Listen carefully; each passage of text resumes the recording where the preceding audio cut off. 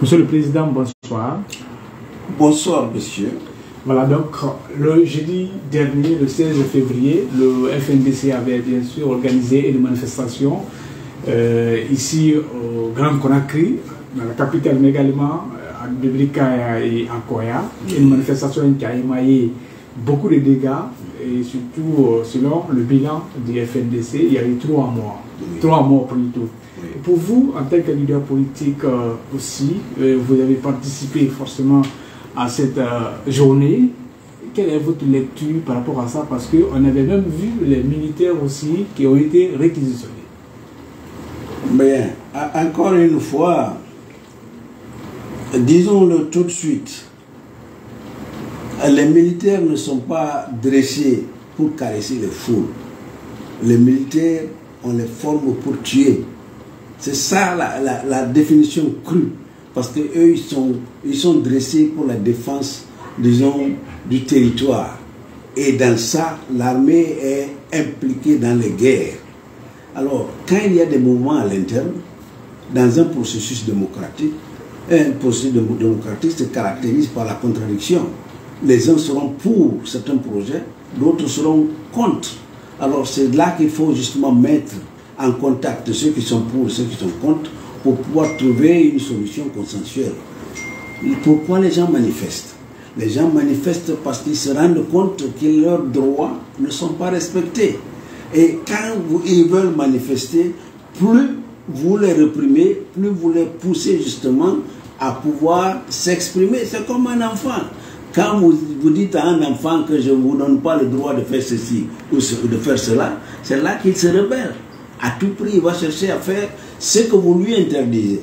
Alors, bref, la manifestation qui a été programmée par le FNDC, nous avons dit que nous leur donnons effectivement, ils ont le droit de manifester.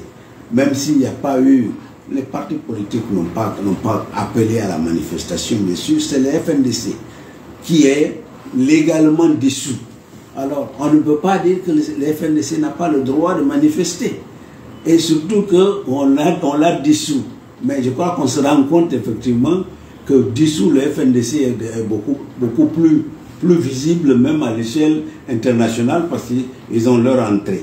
Alors, si il y a eu malheureusement cet appel à manifester, comme on l'a dit, il faut reconnaître le droit parce que ce droit est prescrit dans la Charte universelle des droits de l'homme, tout comme c'est prescrit dans la Charte de la transition. Alors ne pas leur donner justement cette possibilité, pour nous, revient à une sorte de brimade.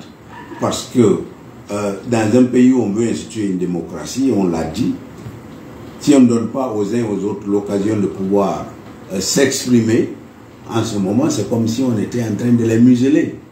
Et il faut avoir cette expression, que les gens aient l'occasion de pouvoir s'exprimer librement sans franchement crainte de répercussions à la suite de ce qu'ils disent. Et c'est ce qui caractérise la démocratie. Alors, nous disons que c'est malheureux qu'il y ait effectivement des cas de mort. Mais c'est surtout malheureux quand on doit réquisitionner l'armée avant même les manifestations, ce qui déjà, disons, représente une sorte de je dirais de malaise. Parce que si avant la manifestation, c'est l'armée qui sort, c'est comme si on allait prépositionner l'armée pour contrer justement des agresseurs qui viennent. Or, pourquoi il y a, disons, violence? La violence ne vient pas du fait qu'il y a des manifestants. La violence vient du fait que justement, il y a des forces toutes les victimes que l'on dénombre, c'est des gens qui sont tués à partir de certaines des armes militaires, il faut le reconnaître. Or, les manifestants n'ont pas d'armes militaires à ce qu'on sache, à moins que l'on leur vende ça. Moi, je pense qu'il vaut mieux ne pas faire en sorte que l'on victimise les victimes, qu'on les blâme plutôt. Nous pensons que le meilleur conseil que nous pourrions donner, et moi je l'ai toujours dit au CNRD et au colonel, c'est de permettre l'expression de toutes les opinions. Et de ça, on en sort beaucoup plus fort. Quand vous acceptez que les gens critiquent de façon positive, c'est pour amener des éléments justement de, comment on appelle ça, d'amélioration dans la politique, la stratégie que l'on veut mettre en place dans le cadre d'une gouvernance vertueuse. C'est ça l'objectif. Et quand la gouvernance est vertueuse, en ce moment, c'est tout le peuple qui en bénéficie. Mais si vous dites que nous allons interdire, personne ne sort, moi je crois qu'il y a des réticences. Alors, encore une fois, c'est malheureux qu'il y ait des cas de mort, mais les gens ne sortent pas pour manifester et aller se faire tuer. On n'invite non plus pas les gens pour aller se faire... Personne ne peut sortir pour dire je vais aller me faire tuer. Et encore une fois, c'est pas parce que vous êtes, vous avez une certaine protection que vous allez en fait présenter vos poitrines nues contre des tirs de bazooka, par exemple. Parce que c'est insensé. Bien, à l'issue même de ces manifestations, on a suivi la déclaration du ministre de l'administration des territoires et de la décentralisation, M. Mouni Kondé, qui menace également le retrait de l'agrément de certains partis politiques qui ont soutenu ces manifestations. Est-ce que vous êtes aussi concerné? Mais tous ceux qui ne sont pas dans l'alignement du CNRD sont concernés justement par ces menaces. Mais nous disons que ces menaces traduisent en fait un malaise. Il y a une sorte de frilosité que l'on observe au niveau même de la gouvernance. Parce que si vous remarquez, ça a été une position, une inclination, disons, progressive. Au départ, qu'est-ce qu'on a dit? On avait commencé d'abord à éliminer les partis politiques, à les pousser d'une certaine façon, en demandant à ce que les partis viennent présenter leur agrément et tout ça. C'était dans l'optique de pouvoir leur mettre la pression et peut-être les museler, ne pas les obliger, enfin les obliger à ne pas parler. Mais ces agréments dont vous parlez, ces agréments ont été effectivement attribués à partir du gouvernement. C'est le gouvernement lui-même qui l'a donné à travers l'administration du territoire. Et un parti qui n'a pas d'agrément n'a peut-être pas le droit même de parler.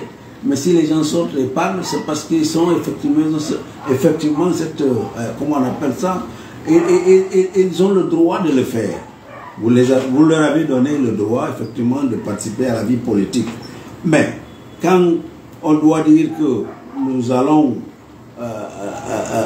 retirer les agréments et tout ça, encore une fois, je pense que s'ils devaient le faire, ils l'auraient déjà fait. À partir du moment où on avait exclu, on a cherché à exclure cette frange justement de la société, de l'expression de la démocratie, des efforts de démocratisation. Mais si aujourd'hui, on dit qu'à travers les manifestations, on va retirer les agréments aux partis politiques, ce n'est pas les partis politiques qui ont organisé justement, comment on appelle ça, la manifestation. Ça veut dire qu'ils étaient déjà dans le viseur quelque part.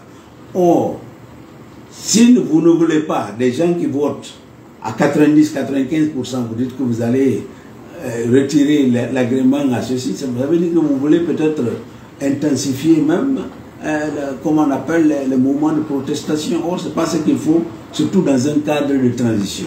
Nous pensons qu'une transition, encore une fois, elle doit être gérée de façon consensuelle, de façon à ce que, effectivement, les uns et les autres puissent apporter leur contribution.